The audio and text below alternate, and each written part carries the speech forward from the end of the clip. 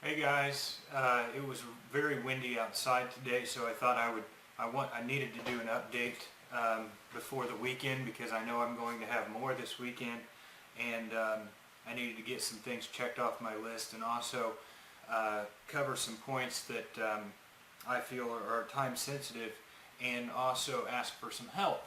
Add a couple of points in this update. So let's get started with it. I know the lighting isn't very good, but heck, I don't care if you can even see me. The content's what matters more than anything. So it's been a big, last couple of weeks has been really big.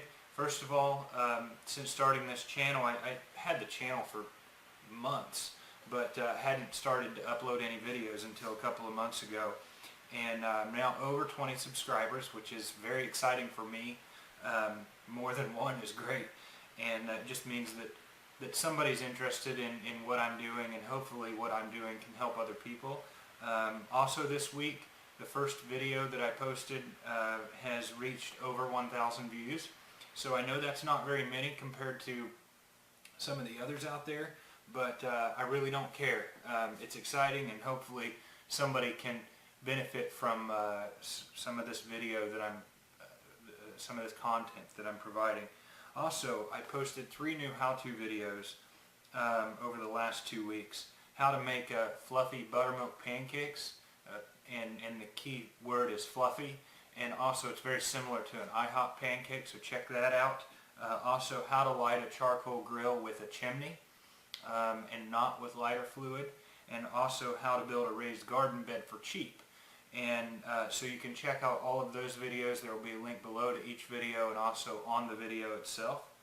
And also wanted to go over some sustainable living thoughts. And these are just thoughts, and it's ramblings from my mind, but one of the reasons why I started this channel in the first place is because of my drive for sustainable living, and teaching my kids how to do it yourself rather than relying on somebody else, or relying on the store to provide your food, or the government to provide your paycheck, or what have you. But I do find that throughout this process I'm actually learning quite a lot, and I'm glad that I'm documenting it on video, and hopefully it can be valuable to you. But back to sustainable living, I can tell in my gut that some things are about to change, I think, within the world.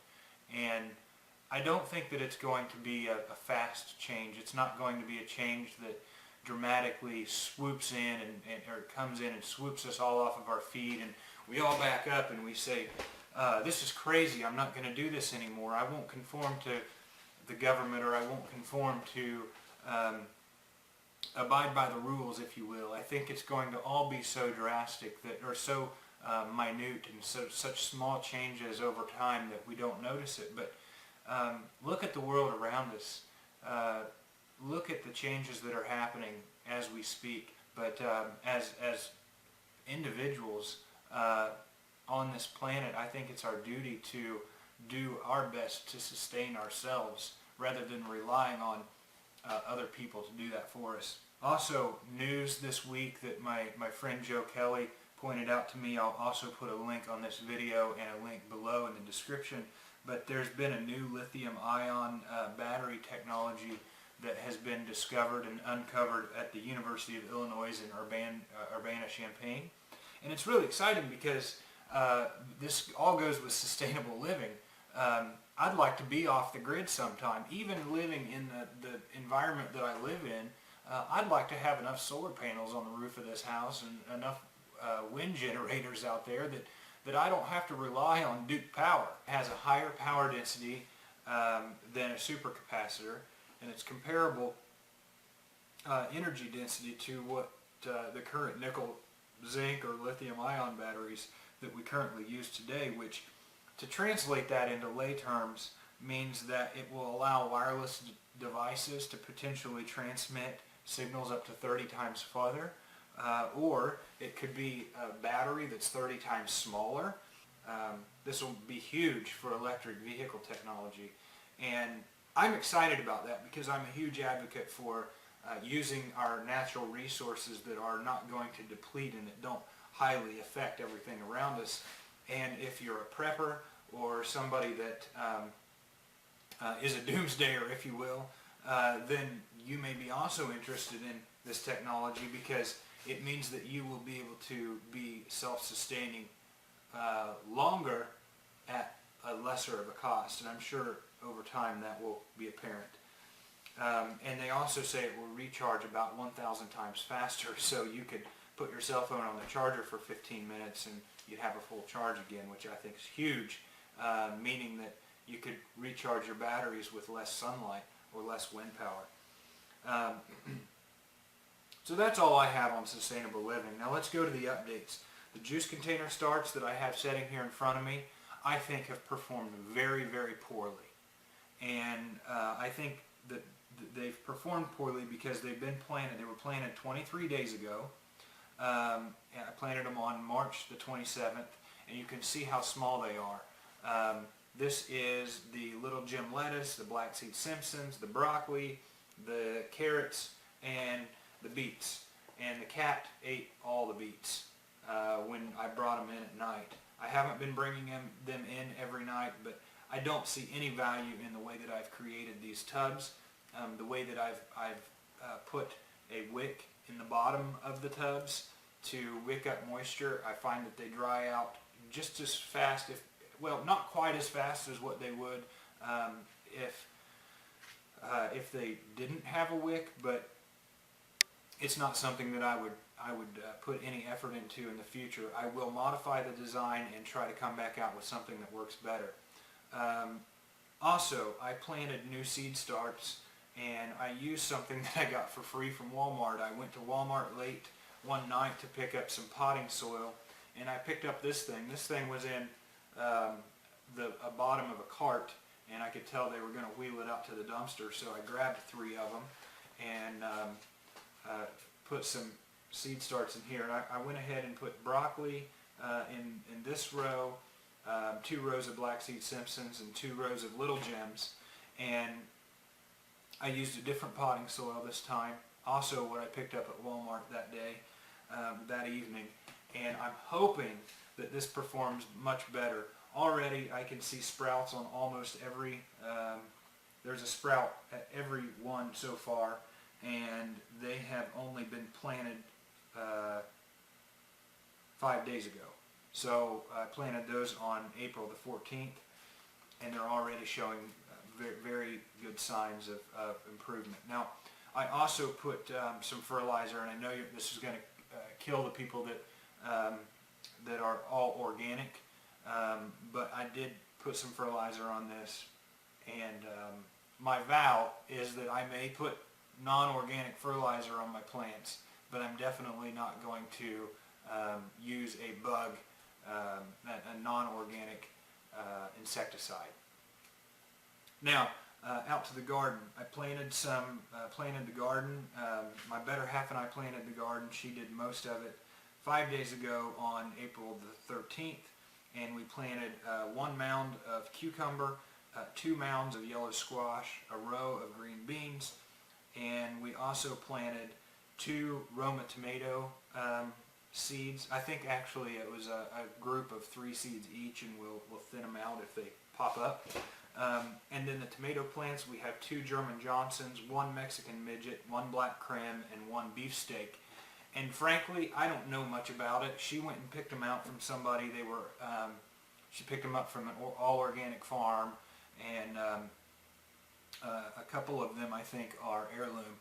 I just don't know what's what, and I'll cover more of that later as they grow. We'll review them over time.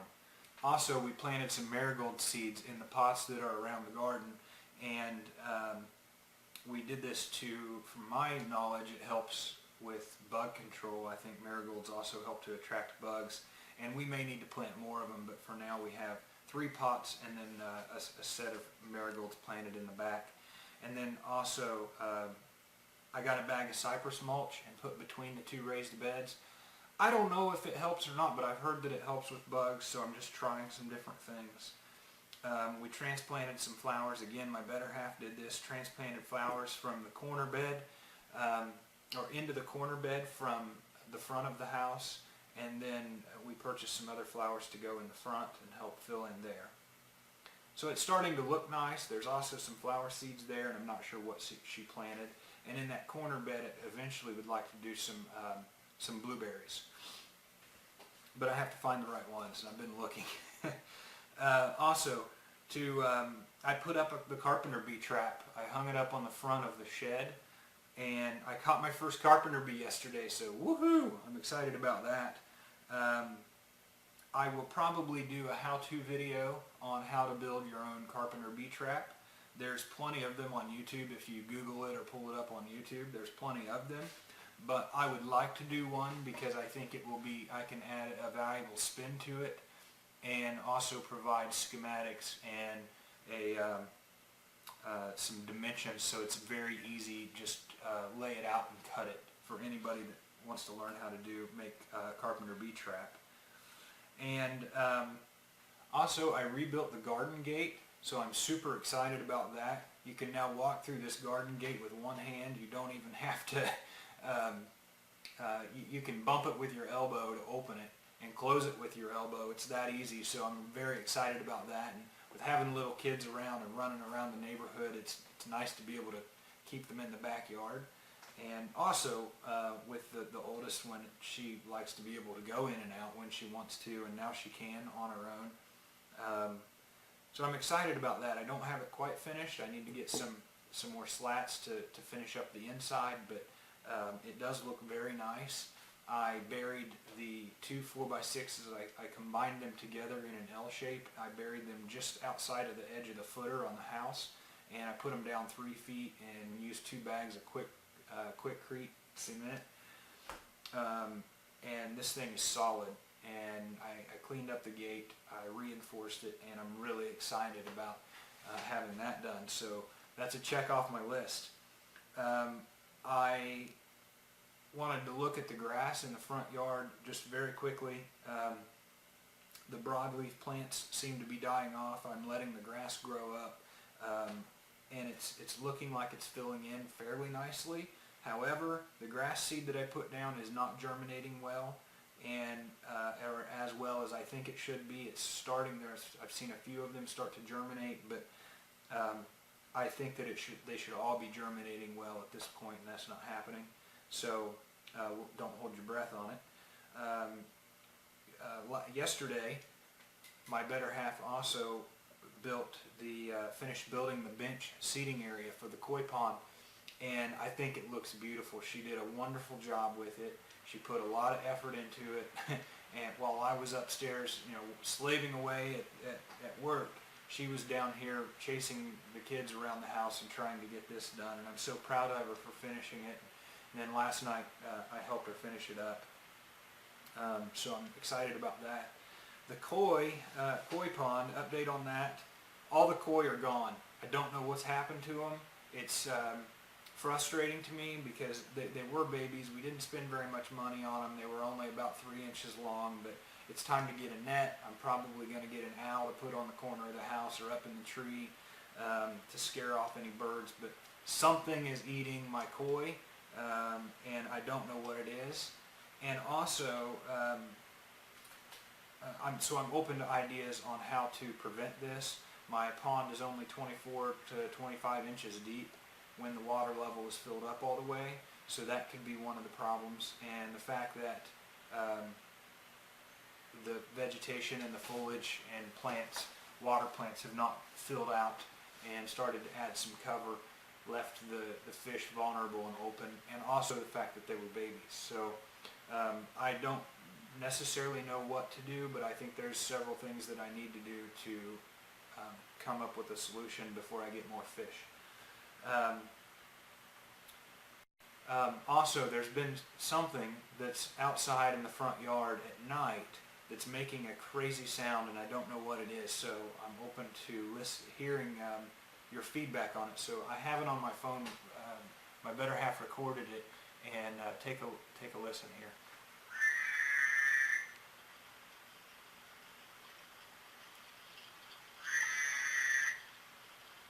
You hear that?